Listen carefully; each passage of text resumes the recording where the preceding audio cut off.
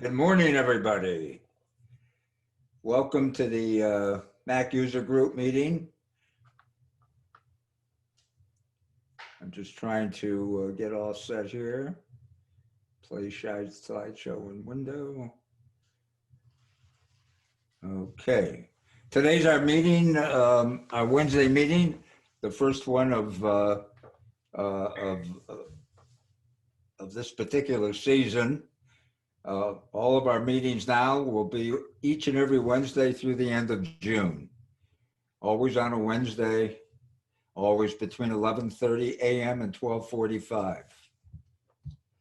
I'd like to welcome all of our members from wherever you are. We have members from all over the world today at our meeting, and we're very excited to have you.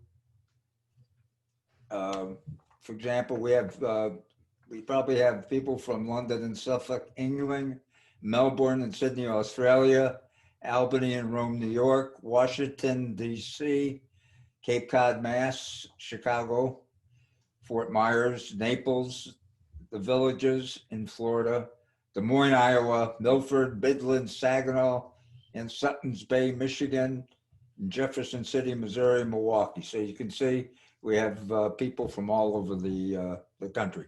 Everybody at the meeting today is a member. All Zoom meetings in the future are members only meetings. We will continue to meet like this until further notice, certainly because of the virus.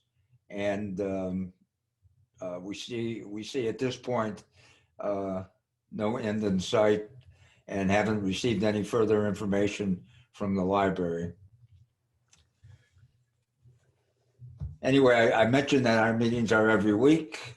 They're all Zoom meetings. Mitch, can you say a few words about next week's meeting? Sure. It's going to be an exciting meeting. It's going to be on, a lot of it's going to be on iOS 14. I've been on the beta since early July. It's getting better and better. And we'll also cover updates on Watch OS 7 and a little bit on iPad iOS 14 as well. The big improvements are on the as far as I'm concerned, are on the phone iOS. And the other things that I will probably talk about is compatibility with prior devices.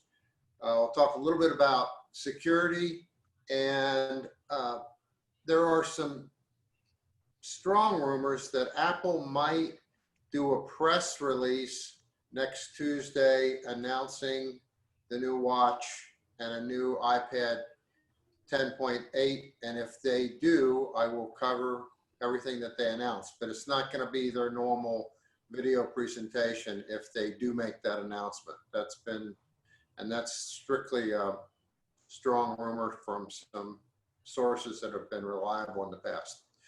So it should be a great meeting. Thank you. The meeting after that will be Chita with a meeting on Keynote, and she'll cover a travel photo book, how do you make one with Apple Keynote. Followed on the 23rd, we have Glenn Fleischman. Glenn is an author, and he has just recently wrote a book on Zoom, which covers a ton of great information. And he will review the information in his book that primarily pertains to us and the operation of our meetings and so forth. On the 30th, we also have an author and photographer, Jeff Carlson, and he is going to review a photo program called Luminar 4, which is a very strong photo program that is becoming larger and larger in the photo business. And some of our members are probably familiar and utilize Luminar 4. Okay. There will be a survey that'll be coming out about an hour after the meeting, and we'd appreciate if you'd fill that survey out. It'll only take you probably a minute to 2 minutes to fill it out. We just want to know some general feelings about how you like the meeting and so forth. And it'll be very helpful to us if you fill that out. Thank you. Okay, today we had a shift. Originally Marty was doing this meeting, and sometimes things happen, and Marty's wife is having a minor procedure in the hospital today, some kind of a catheter, and she's all news is good at this point. And so Marty made the decision to be with his wife, which is absolutely the right decision. And she is going to handle the Q&A meeting today, and has been so kind to jump right in and take care of the situation. We really appreciate that. Thank you. Thank you. I appreciate that. Thank you very much. All right. Again, we want to wish Marty's wife, Gail, send her good wishes and a happy and healthy and fast and quick recovery over what she's doing. Again, I just got this information last night, so I changed a little bit of what Marty sent me, because as anyone who's done presentations know that you have certain thoughts and things that you want to cover, and I'm not going to even anticipate or try to think about what Marty wanted to do and wanted to say. So I just took the Q&A portion out of his presentation, and I'm going to answer those and follow up as best I can. Some of you sent in questions and you may not see me cover them. I either felt that I could not, or there was more needed to cover it adequately. So hopefully you'll get something out of what we will cover today. And please ask your questions in the chat pod, and I will solicit comments from you and help if you feel that you can give a better answer than what I can, unless a real answer, no jabs. So please feel free to raise your hand and we'll point you in the right direction. All right, so let me start and we will get going. First of all, I want to welcome you to the opening session of the NMUG 2021 season. We hope to have a great year, and we thank you for joining us and being with us and being a part of this organization. The first question that I have is a pretty easy question to answer, I believe. Someone finally upgraded to Catalina, and in El Capitan, they were able to move the columns in the Mail app and slide them around and make them larger or smaller, but they can't seem to find this anywhere in Catalina. I'm surprised about that, because in Catalina, it is exactly the same. So let me go to the Mail app, and in the Mail app, if you hover over any of the columns, you should see that the cursor changes to a double-sided arrow, and there's a bar in the center. And if you hover over the columns and hold your mouse button down, you can slide the columns back and forth, left and right. And you can do the same for the columns here. And you can do the same on the edge of the Mail app. So I don't know, maybe just try to hone in a little finer, or it could be the mouse, I don't know, but it is still there and still operational. So nothing has changed in that respect. All right. If you have any further questions, please feel free to send us another email. Excuse me. My next question also relates to mail. And they say that my junk mail used to be red. Now it's a light orange. I can't find any place to change that. So this is a pretty interesting answer or question, because it really helps you delve into some of the features that are in Apple Mail. So let's go back and take a look at Apple Mail. Whoops, sorry about that. I'm going to go to the Mail menu, select Preferences, and up pops the Preferences dialog. And here, you want to click on the Junk Mail tab, and you want to have Junk Mail Behavior selected. Now, in my case, I use another mail filter, so this is why you don't see this enabled on my system. But I'm going to enable it just for you and walk through this. So if you click on Enable Mail Junk Filtering, there is a button here, Perform, this one right here, Perform Custom Actions. So if I click there and then come down to the Advanced button, it will bring up this, I want to say dialog for you to set criteria. So the criteria here is sender is not in my contacts, sender is not in my previous recipients, message is not addressed to my full name, message is junk mail, and if you want to add more items, you can just by clicking the buttons here. I'm going to take that away. And you want it to perform this action, move a message to the mailbox, and you can select the junk mail here. And I'm going to go ahead and select that. And I'm going to add another action. I want it to set the color of the message and set the background color to red. So now with this feature set, with all of these set, once I press OK, whenever I get junk mail, the junk mail will be highlighted in red in my mailbox. So that's how you can change your color settings, or that's how you can actually set the color settings of junk mail.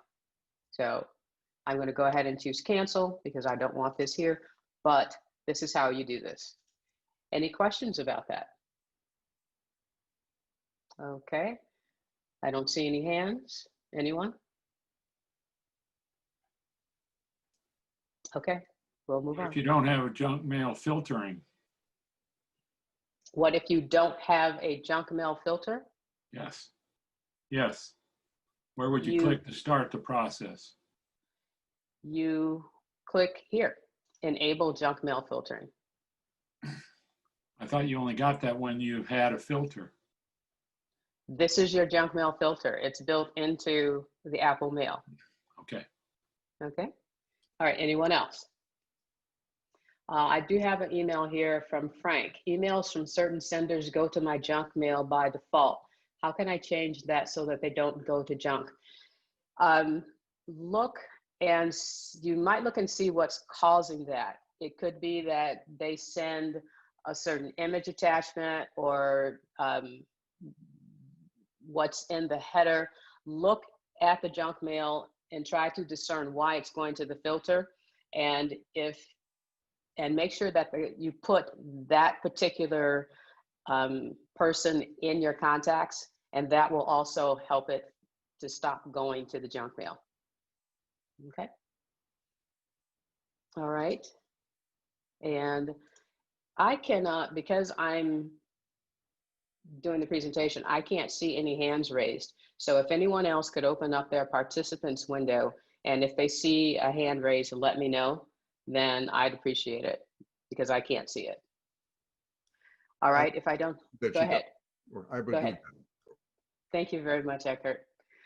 All right, if I have no more questions about this, I'm going to move forward. Okay, let's move forward. My next question is there a way that I can back up an external hard drive to another? I have a MacBook Pro running 10/14/6 Mojave. Yes, you can back up your an external drive to another external drive. There are several programs that can do this. Super Duper, Carbon Copy Cloner, Carbonite, and I'm sure that there are others that are out there. The software that I use is Super Duper. So what I thought I'd do is just take you through how that's done. So I am going to hide this, and you should see my desktop right now. And on my desktop, I have in addition to my internal hard drive, I have a couple of externals. One that houses my iTunes volume, one that is my backup for my computer. The other is one that just has miscellaneous files, and one is for Time Machine. So I back up the iTunes volume and the TB drive 1 to external drives, because these volumes have information on them that are not on my computer and are not kept anywhere else. So I back them up, and actually they're kept in one other place. I have a crash plan backup, so they are backed up to the cloud. But if you don't have that and you need to back up one external drive to another, I'm going to connect an additional external drive that I use to back up one of these drives with, and I'm going to show you how this is done. So first, watch on the right-hand side, and you'll see a drive mount in a few seconds. There it is. So this one here, it's called TB Drive 1 Backup. So I have TB Drive 1 and TB Drive 1 Backup, and I'm going to launch SuperDuper.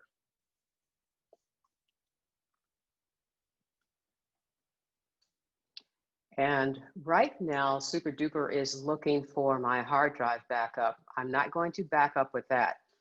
Now, I work with some other clients, and sometimes when I explain what SuperDuper does to them, they think something has gone wrong if they don't see exactly what they're looking for. So for example, I want to back up my TB Drive 1. Right now, SuperDuper is saying, do you want to copy your computer hard drive? No, I don't. But in this menu on the left-hand side, SuperDuper notices all of the drives that are on my system. So I tell it, I want to take the TB Drive 1, and I want to back it up to TB Drive 1 Backup. So just check the menus. If you don't see what you think you should be seeing, just check the menus, it's there.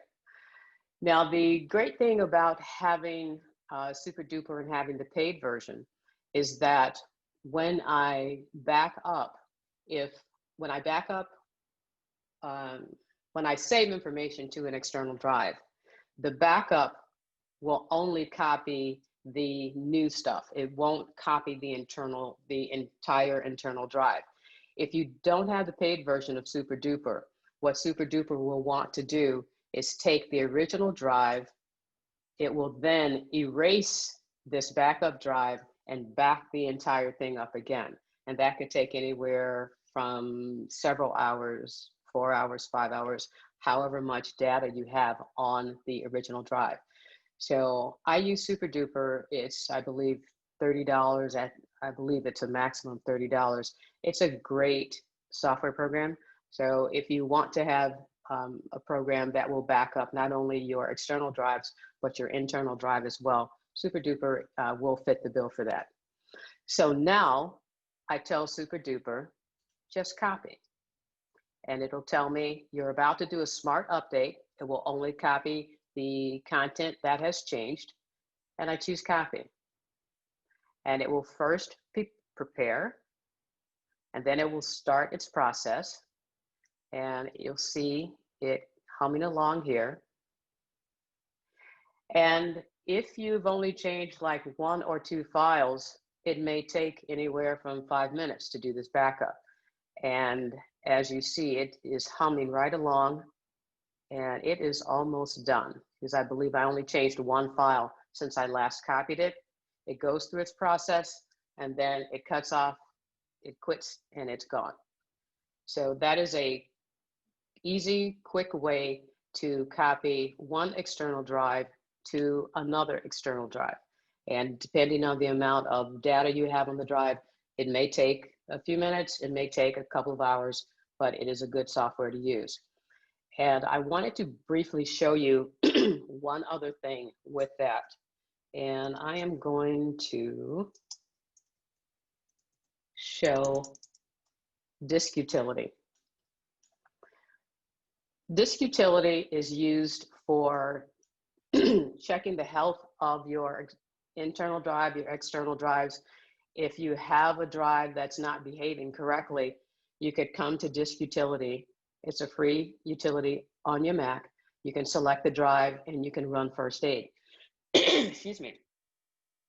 But the reason I wanted to come here right now is because I want to show you the differences that you see with an external drive that's formatted just to copy to another external drive, or your internal hard drive and an external drive that's set to copy your internal hard drive.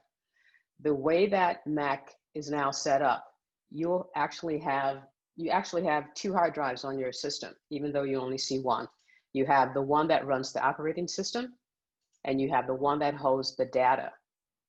So in my HD hard drive backup, there is the one that holds the operating system, and there's the one that holds the data.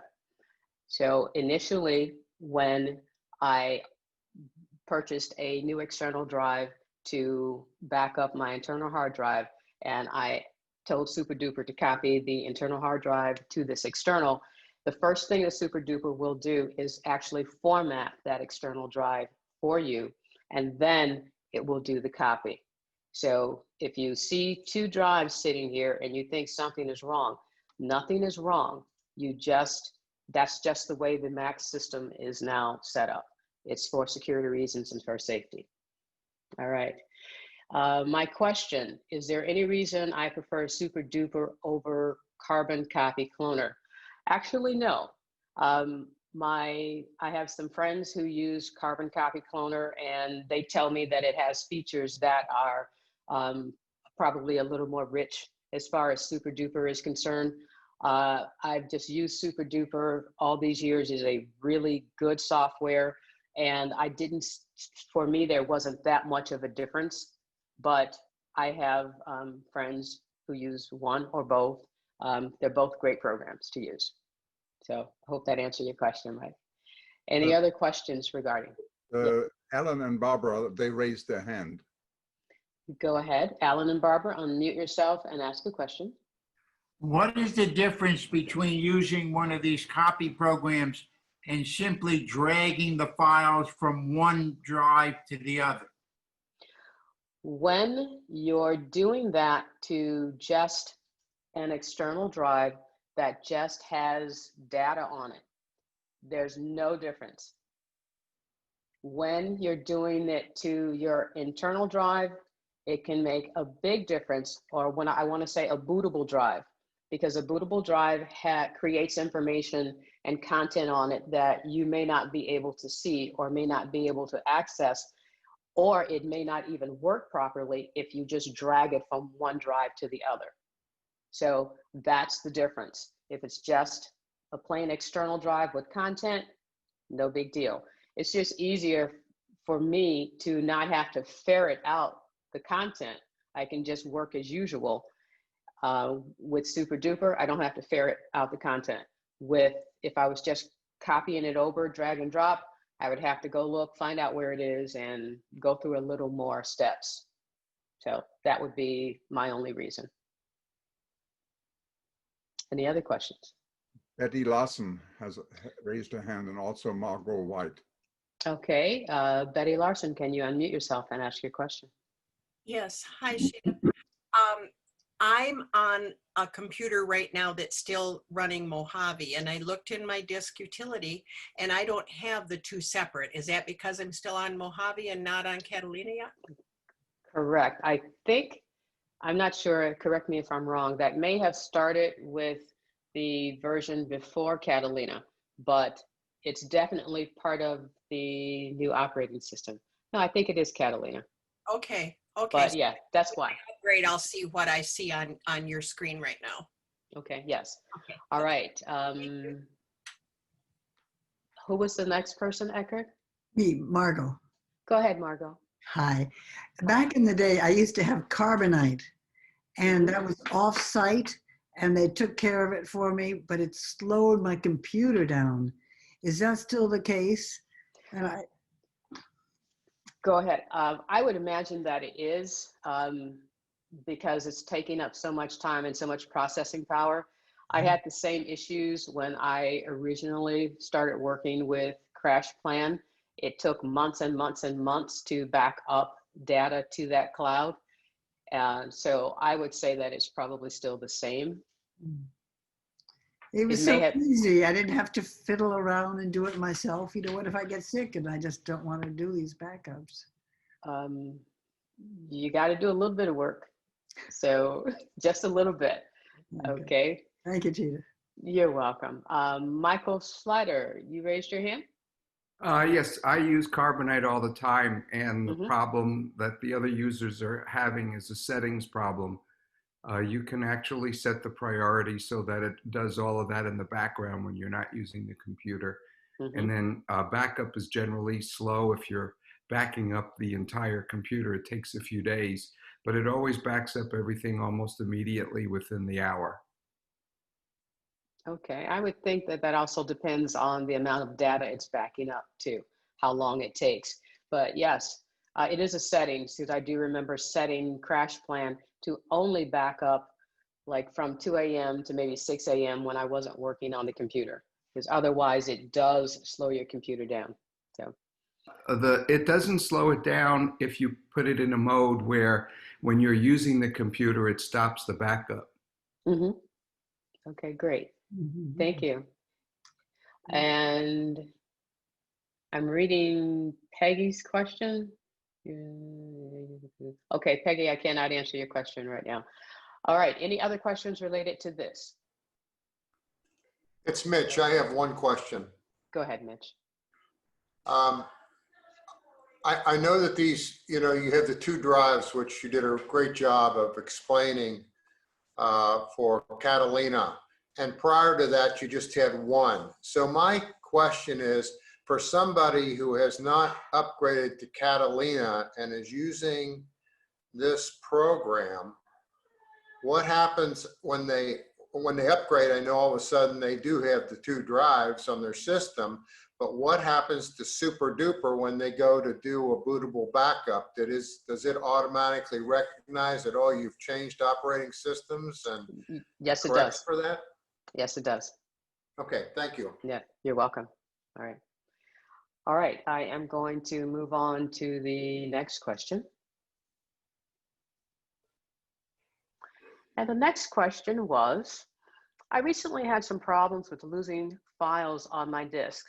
And this answer is courtesy of one of our members. I believe Dennis is a member, Dennis DiGiacomo. And Dennis suspected that this was due to the disk containing files that used asterisks in their name. And he researched it and came up with the attached PDF. And I've made this a link, so I'm going to click on it and then bring this window over to you. And let's zoom in a little bit. So there are what are called illegal characters that you should not use when naming your files. And if I recall correctly, either this one or this one actually tells your folder to be invisible. So these characters are used in the programming language, and they, again, tell the program to do different things. So this is why you should not use them when you're naming a file. And in some cases, the Mac will tell you you can't use it, or use a character. It'll tell you it's illegal, or you can't use it, or name invalid, or something like that. But these are definitely characters that you cannot use. And this has been placed on the NMUG website, and I'll make sure that you get a link to it. And I'll try to put it in the notes if I get an opportunity. But this is on the website for you to take a look at. And Dennis also says, don't start, let me zoom in on this. Don't start or end your file name with a space, period, hyphen, or underline. And you want to keep the length of your file name under 31 characters. And most operating systems are case sensitive, always use lowercase. I use a combination of both, but this is, a good information to have. So this is possibly why this user was losing their files. He gave them an incorrect name, and they could still be there, and they might be invisible, in which case, actually the Mac can try to find invisible files. And let me see if I can show you where that is. And maybe I shouldn't, because then you might mess up your operating system. So let me do this. And Sheeta, can I say one word? yes, sir. I have actually this PDF from Dennis I sent out to the group through the discussion group. Okay. So most of you should have it. And if those of you that don't belong to the discussion group, that's a pretty good reason to belong, because any information like this, I send out as fast as I get it. Okay. So what I've done, I've gone to the Finder, and I've opened up a Finder window, and I pressed Command F, which is the same for telling it to find something. And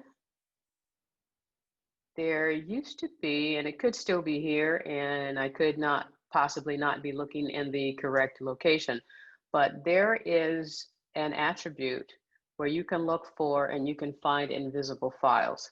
So I think that's as far as I'm going to go with that. I know it's there. It may or may not be a good thing to show you, because if you don't know what you're doing, you shouldn't be doing it this anyway. So I'm going to leave that right there and continue on. All right. Chita, Yes, sir. I have a question. I think in some of the slides you just showed us, it says that most operating systems are case sensitive. I tend to disagree with that. I believe our operating system is not case sensitive regarding to naming files. You can name them any way, be it capital letters or small letters, and they will be identified, in my opinion. Oh, I agree, because I use uppercase and lowercase in my file names. This is something that Dennis sent out. So that's wrong. yeah, he's the person to talk to. So, Yeah. all right. I wanted to. It's Bob Kennedy. I was that client, and I was the one who lost those. It was actually a big file, and he found it for me. The list also includes a space as not to use in titles, and that I tend to ignore and will still ignore, because the Mac is pretty good. Yes. Recognizing it, but keep in mind that if you use it, you might find some others to whom you send things who will have that problem. That is true. That is true. And that's why in some cases, if someone knows that they're sending a file to someone who has a PC, instead of putting a space, they would put an underscore. So that's one thing to think about as well. All right. I think Dennis made this sheet out for both PC and Mac users. Okay. All right, I'm going to move on to the next question.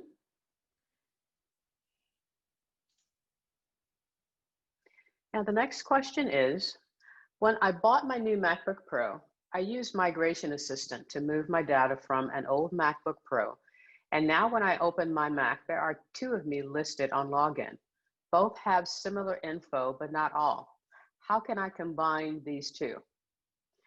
All right, the short answer is that you cannot combine them, like tell them to merge. The long answer, or one of the long answers, is that you would really have to take the content that's in one user that you want to keep, copy it to the other user, and delete the user that you don't want to have.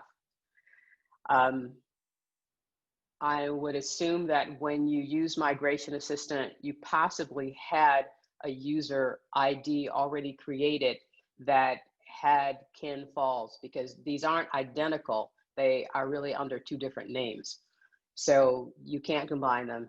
You have to ferret out the content that you want to keep, put it over into the user you want to keep, and delete the other user account. So are you here, Ken? Are you with us today?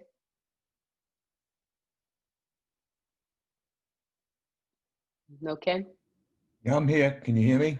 I can hear you. Okay. All right. So that is the best suggestion that I can give you. There's a possibility you might get information, further information from Apple, but you just can't merge them together. You have to copy them file by file?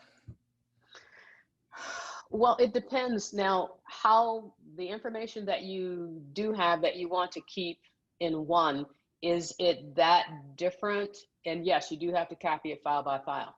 Well, they're acting actually weird. My other question previous that you answered, excuse me, was copying from external drive to external drive. When I'm on Kenneth Falls, which is the one I use mainly, it will not allow me to do that. When I go to Ken Falls, it will. Okay. I find strange.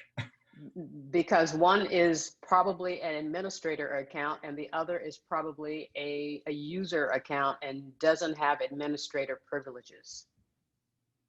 Can I change that? You can change that. And let me bring up my preferences and show you where that is. Thank you. You're welcome, Ken. Can you see this on my screen? Yes. All right. If you go to users, your accounts will be listed here on the left-hand side. And you can select it'll tell you if it is an admin or not. Say that 5 times. And what you will do is click on that user that is not listed as admin, and you'll unlock to make your changes, and you can give them admin privileges. Great. Okay, so that should help you once you have everything copied over that you need. And if you can, if it's not something that the computer won't allow, you could copy it to an external drive, all of the content that you want, and then copy it over to the new user. Okay, one last question. How do I eliminate, excuse me, the other Ken, the one I want when I'm finished with them? How do I get them out? You'll be able to select them here, and you'll be able to remove them from here. Great. Thank you so much. You're so welcome. All right.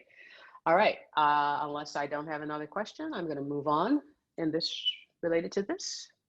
And okay, let's move on. Our next question. What is the easiest way of moving a photo from iPhone to Mac? I airdrop all day long. So I don't know who submitted this question, but let me show you. There are several functionalities that you can use. You can use airdrop, or you can use iCloud Photos set up on all of your devices so that when you create or take a photo on one device, it's saved up to the cloud and it's then synced to all of your devices. That's not necessarily how I have my setup. I'm different. But let me show you what I have or what I use with AirDrop. And let's go to Reflector. And actually, let me hide that first and go here and select a photo that I may want. I can't have you snooping around my photos. All right, so if I do that, all right, perfect. Okay, so let's close that. All right, so let's go back to here and wait for it to show up. And you don't want to show up now. Okay, you're behaving badly. Give me a second.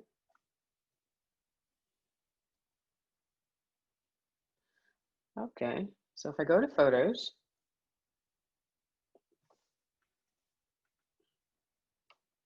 and I select a photo, and I want to share, and give me a second because this is not showing what I'm doing right now. So let's cancel. There's always that trial by fire thing. Let you do it when you're in Zoom. That's what I'm thinking, because I did it earlier and now it won't do this. It won't show it to me. Let me cancel for a second. All right, so go to photos and select. That is correct. It will not let me do this while I'm in Zoom. It will only go so far. So let's see if I can get to a point where I can show you something. Okay, so not to be outdone, let's go to the Finder, create a new Finder window. So here is Airdrop on the left-hand side over here. If I select a photo on my phone, and when I select the share button, it brings up the different ways that I can share it. And I share it via Airdrop. So let's see if I can do, okay, so I can,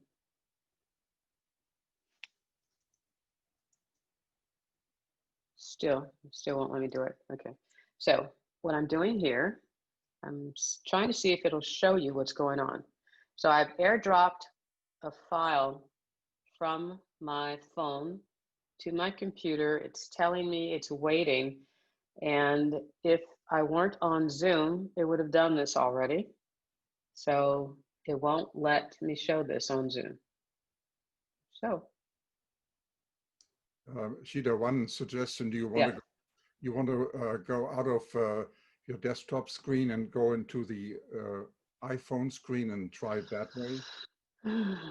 I could. Yeah, let me try that, Eckert. And let's see.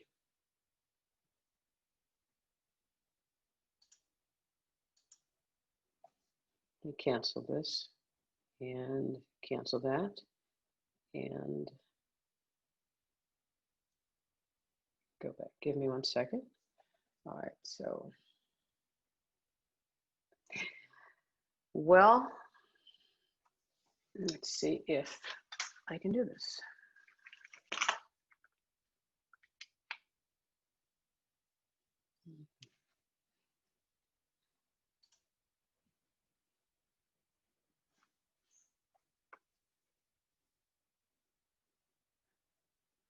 Let me quit Reflector.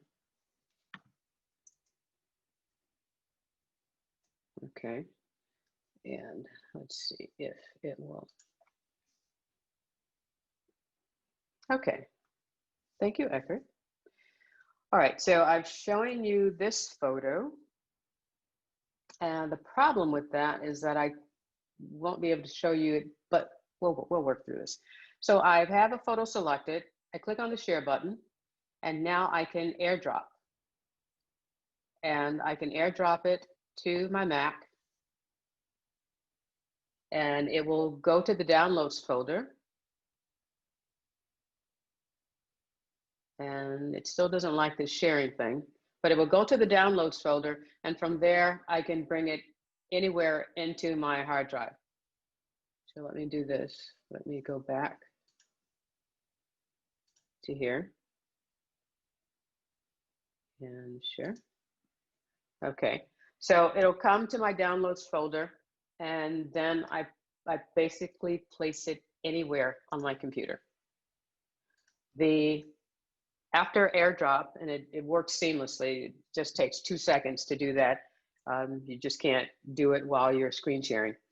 The other option you can use is to sync your photos across your devices. To do that, and if... Chita? Yes, sir? I created a quick video of how to do that. It's about a 15 or 20 seconds on how to do the airdrop. I did it on my phone real quick. Do you want me to show it or not? If you do, I'll share my screen. Ahead. Yeah, go ahead and show it. Okay, let me share my screen. Mm-hmm.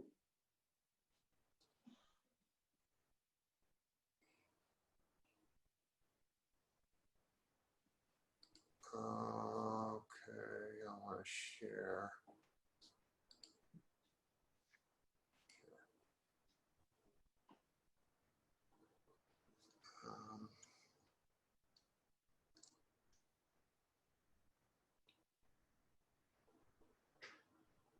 Well, it's not wanting me to. It's not wanting to let you do it either. Got it. Okay. We don't see anything yet. There it is. Okay. Okay. Now, let me get out of here and go to my movie. Okay, so here's my movie of how to do it, and it's pretty quick. There's the photo. There's the airdrop. Hit on that. My iPad comes up and I hit on that and it shows waiting, and then it shows sent, and then it actually appears on my iPad immediately. Mm-hmm. That's all I have. Perfect. All right. Thank you, Mitch. Uh-huh. Okay. And I'm going to share my screen, take that back from you. I like this quickness. Okay. So now there's also a website from Apple that shows you how you can set up iCloud sharing across all of your devices. And it basically explains how it works. And I was going to show you that. So let me go to system. Hold on. Let me go to system preferences, which seems to have cut off. And there we are. So if you go to systems preferences and you go to your Apple ID, you want to make sure that apps on this Mac using iCloud, you want to make sure that this is set on your computer. And on your phone, all right, let's see if it'll let me share this now.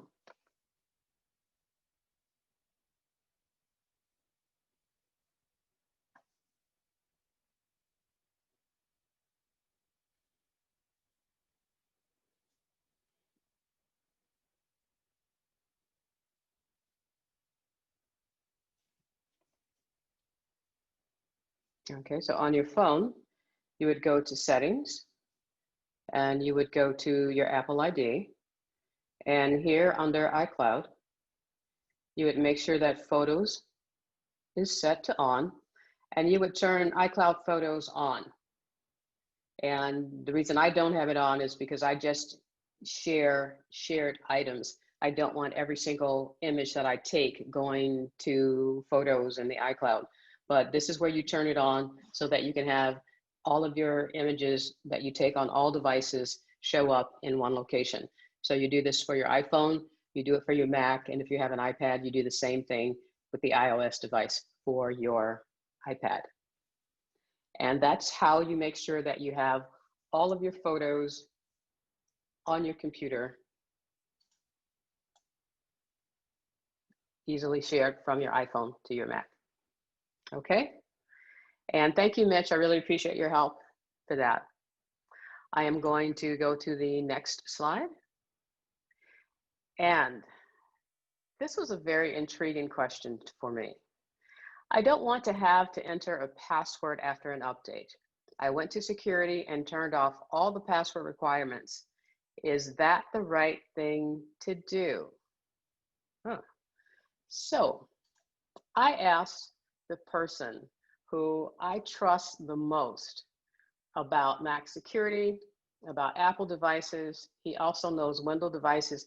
This guy is a genius when it comes to anything computer. He works in IT, and I asked him, and he sent this reply to me. And it reads, are they talking about an iOS device, a laptop, or a desktop? For an iOS device, this is probably a bad idea. Something portable is easily lost, and since most people now have very important portions of their lives on their devices, I would never do this. It's just asking for major trouble. If this is a laptop, then it depends. If the laptop never leaves the house, it might be okay. Do you live alone? Are there people in your house who can get to your stuff? Providing you never expect to be robbed, and who expects it? But I would still be very wary of turning that stuff off on a laptop. A desktop, maybe. Harder for someone to lug away. And you know you're not taking it with you often on a trip. There's just the question of how secure is your house. I have alarms and cameras all over. My desktop is a Mac Pro, so you need a lot of time to haul it out. An unlikely prospect. If your desktop is a Mac Mini, it might be pretty easy to grab and go though, if it's noticed. The bottom line for me is I have my whole life on these devices. I don't want all that important information falling into someone else's hands. I'm not going to make it easy for them by disabling all the security. I suppose if you have nothing of any importance, no contacts, email addresses, phone numbers, credit card numbers, or any passwords or anything on your device, then sure, turn it off. But that seems to me to be an unlikely scenario. That's my response to that question. Take it and use it, or discard it. Take what you need and leave the rest. I wouldn't do it. So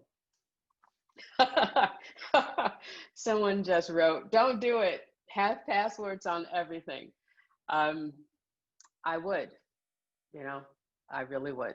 So that's the answer from this person I trust the most, who I asked all questions when I need an answer.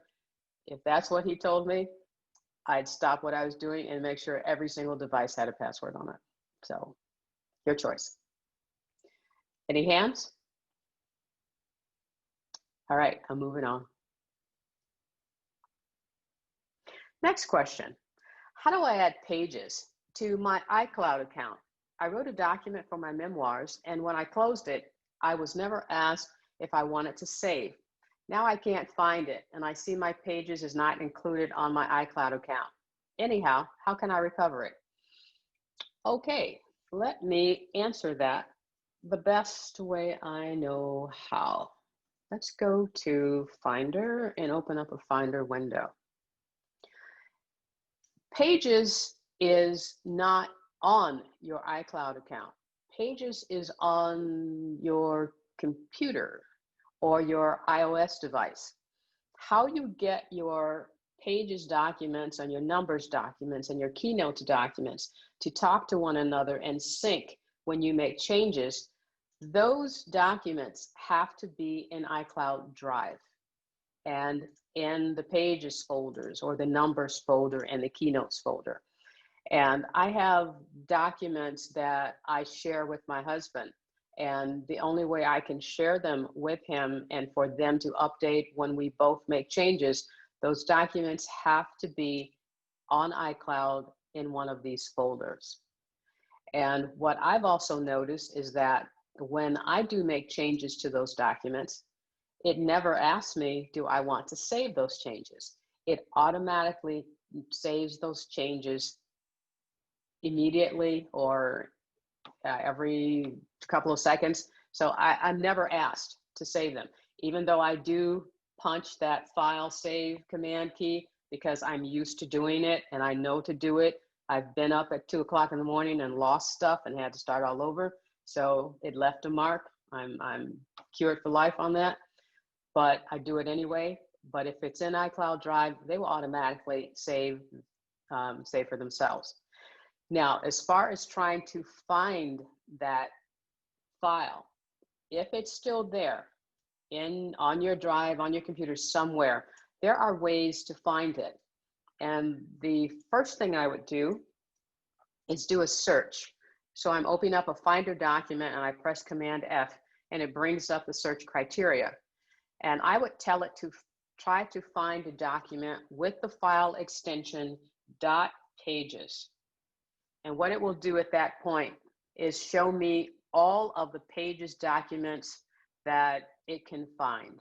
So right now I'm looking at 483. If I can't find the file this way, I'll then put in search date criteria to try to find the file.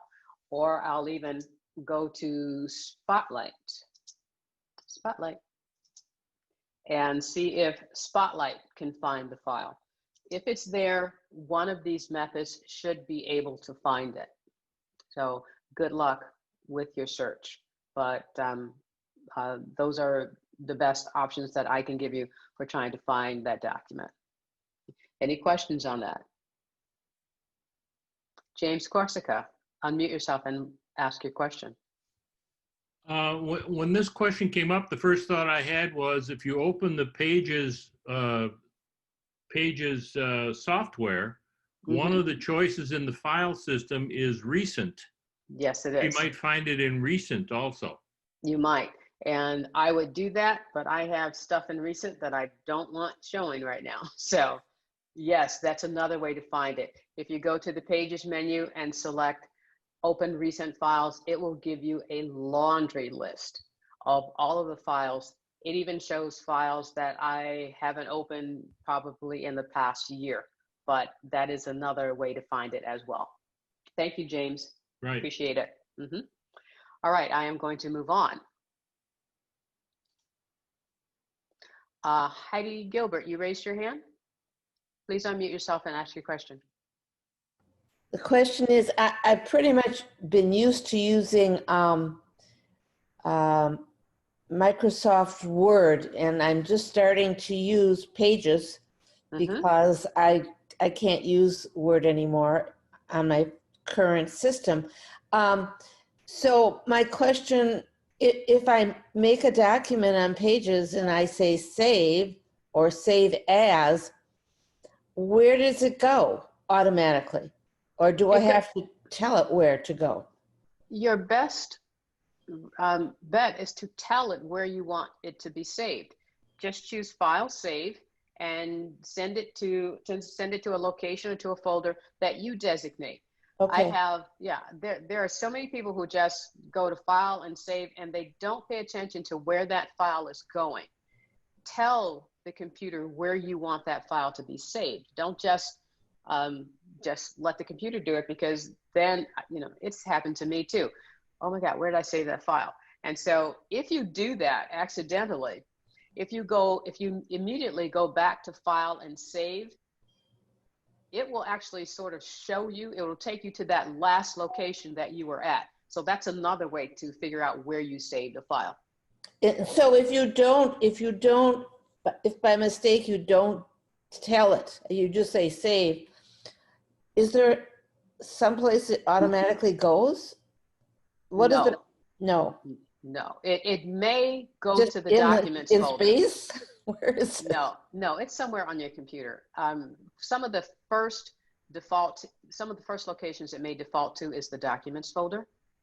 But again, if you go to File, if you keep the same file open, go to File and go to Save As, or even go to File and go to Save, chances are it will take you to that last location where you just saved that recent file. So you could tell it to save to the documents folder. Yes, you can. Okay, thank you. You're welcome. All right, I saw that someone else raised their hand. I don't remember who you were. Can you unmute yourself and ask your question, please? Yes, it was me. That was my original question, was the one about recovering file. And I tried everything. I thought I knew how to try, and I still couldn't find it. But now I'm going to try how you said to do it. So okay, thank you. You're welcome. Let me know if you have success with that. Okay. All right. I'm serious. I am. I really am. All right. So my next question is, what is and how do you collaborate using a Pages document? And this is actually one of my favorite things to do that a lot of people don't know how to do it, or that it's even there. And it is just a time saver where you don't have to send emails back and forth. You can just collaborate with someone. And let me show you and explain what it is. So I'm going to open up an example Pages file that I have here. There we go. And up here, you have the Collaborate button. So what does that do? Let's say I have a document here and I want someone to proof it, add their comments to it, or just add something to it and make sure that the document is readable or whatever. And what I can do is click on the Collaborate button. The first thing it tells me is that this document isn't stored in iCloud. You need to move it to iCloud before you can collaborate. So that's a very important step. Syncing documents, collaborating with other people, your documents have to be in iCloud. So I'm going to tell it, go ahead and move it to iCloud. So it actually moved that file from my desktop, which it was sitting right here, and it's moving it to iCloud. So I told you that. All right, so now how do I tell where it is? If I hold down the command key on the title, it tells me where this document is. It moved to the Pages folder in iCloud. So that is a quick shortcut for practically any file you use on your computer, almost no matter what application. If you command click on the title, it'll tell you where that file is. So now it's in iCloud in the Pages folder. Now if I click Collaborate, it asks me, who do I want to collaborate with? So I'm going to tell it to collaborate with Mitch. And before I do that, it says share options. You can access, who can access? Only people you invite, permission. They can also make changes. So I'm going to send this through the mail. I can send it through Airdrop or messages or copy link. And I'm going to share. So it automatically brings up a mail entry. And I'm going to type in Mitch. Mitch is coming to you. Actually, it shouldn't go to that email address. It's going to go to this one. Let me make sure it's going to the correct one. Mitch, you're going to go there, and I'm going to send. And I appreciate your help, Mitch.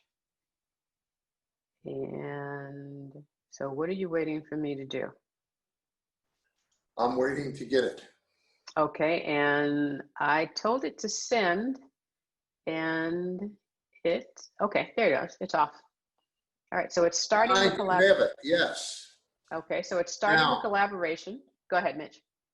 Why do you have to collaborate to my, I think I know the answer to this, to my Mac email address rather than my Google? Is it because that you knew that that one was the one that I had hooked up to iCloud? Yes, you have to send it to an Apple, to someone's email address that is connected to an Apple ID. Good question, Mitch. Thank you so much for asking that. So now if I go back up to the collaboration button, you'll see that it is green. That means that he has it and he is actually invited.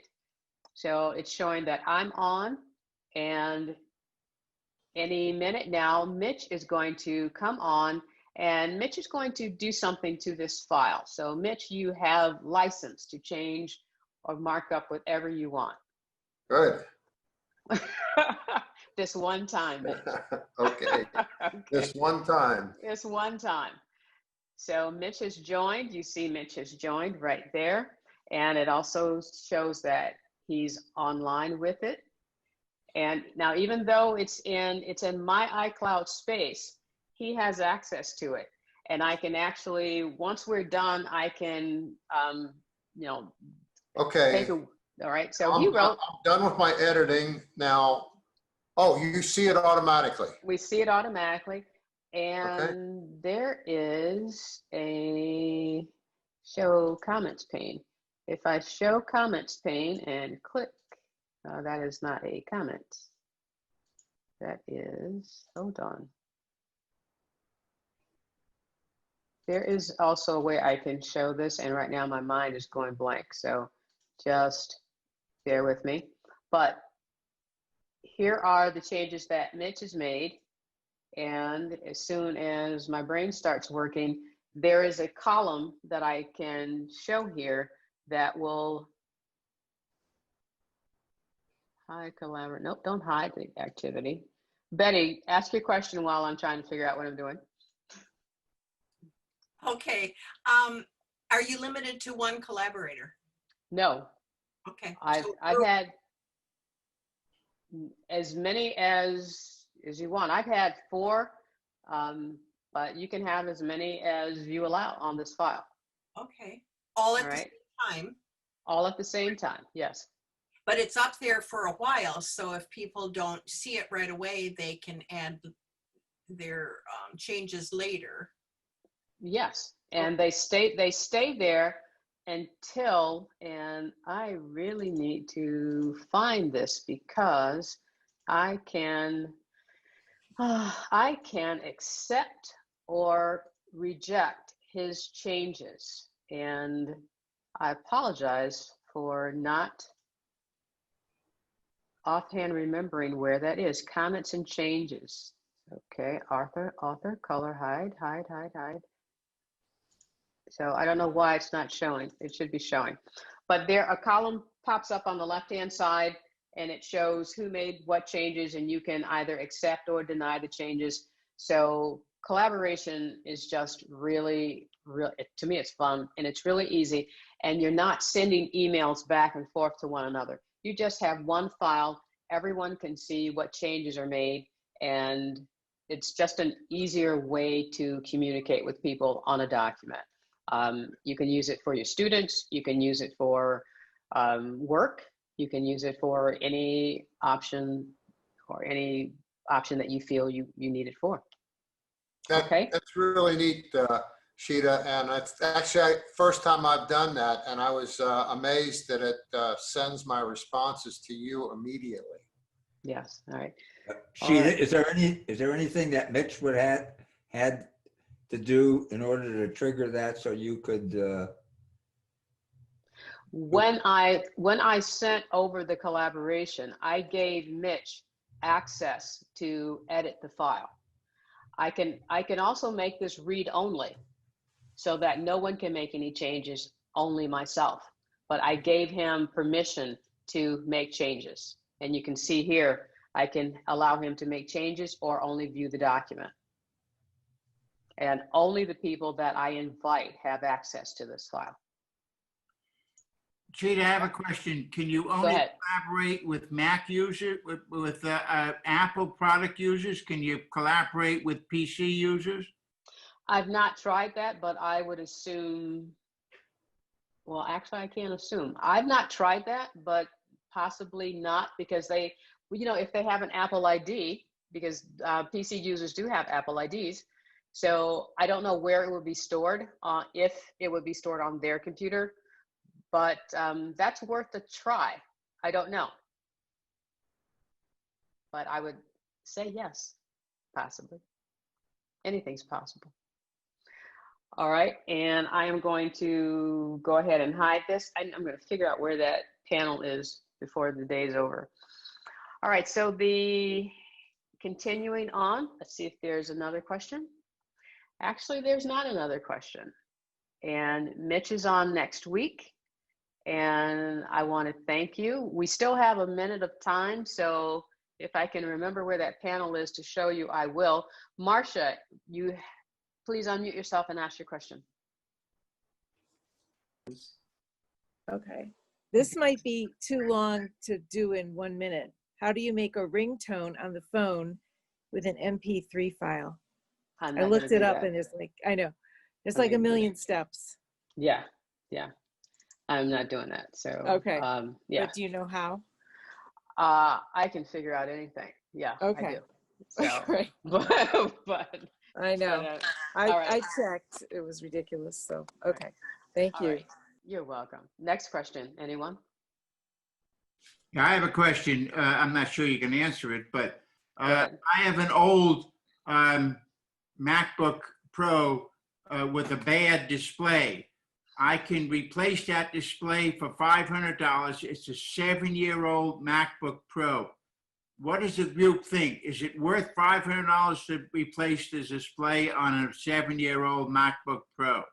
No, not in my eyes. It's computers age like dinosaur years. It's already almost obsolete. Why would you do that? Unless you are going to use it for something.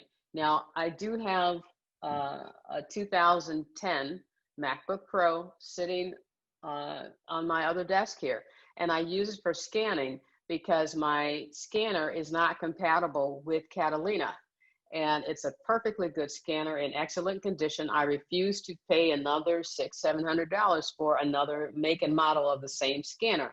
So this is why I use it and still have it. So it depends on what you could use it for. But not as the primary computer. Absolutely not. It's already obsolete. No. Alan, George, Okay. I thought you solved that problem by using your television. Yeah. Well, All right. I did. Stop, guys, stop. Frank, can you unmute yourself and ask your question? Yes, Chita, this is an ongoing problem that I've had with my iPhone. I cannot send an email to myself at my Yahoo email address, or I cannot copy myself. I get an error message that says, cannot send mail. The server rejected one of the recipient's addresses. The message has been placed in your outbox. I have no problem sending emails to myself at my Gmail account. I suspect that this is a Yahoo issue. I've contacted Apple in the past and they were not able to help me with it. So again, I cannot send emails. Now, when I send emails, I automatically get a blank copy BCC to myself at Yahoo. Those do go through, but an email that I address to myself or that I copy myself in my Yahoo address apparently are being rejected by a server.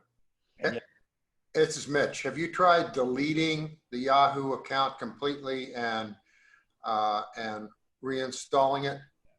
Yes.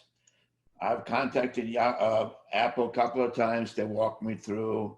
I've done that, Mitch, and so I've given up. I cannot send emails to myself from my iPhone. Yeah, and I'm sorry, I can't add anything to that. I actually got rid of my Yahoo account. It took me about a year to do it. And I'm completely on Gmail now because I want everybody in the world to know what I'm doing. And if you use Gmail, that's what you have. But it works. Okay, all right. It could be a server thing.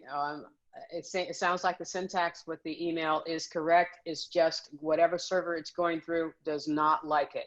All right. I had another question from someone. Can you unmute yourself and and ask your question, please? I had my hand up, Chita. Yes, Jim, go ahead. And I just want to piggyback on your answer to Alan about his old computer. The other thing you're going to run into if you attempt to use it as a real computer is that you're going to access websites that expect certain security levels or qualities to the operating system.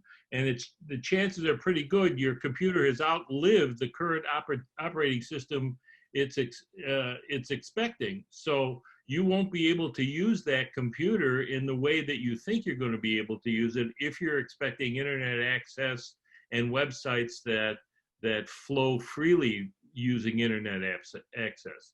So only if you're going to use the computer as a passive element, such as a hard drive to store music or photos, would I ever change a screen, but not at $500 for a 7-year-old computer. Got it. Thank you for all your advice. And George, yes, it's working through my television. It's inconvenient, but it's a workaround. Okay. All right, great. All right, time is up. I thank you everyone for your attending, for your participation. I hope you got something out of this session.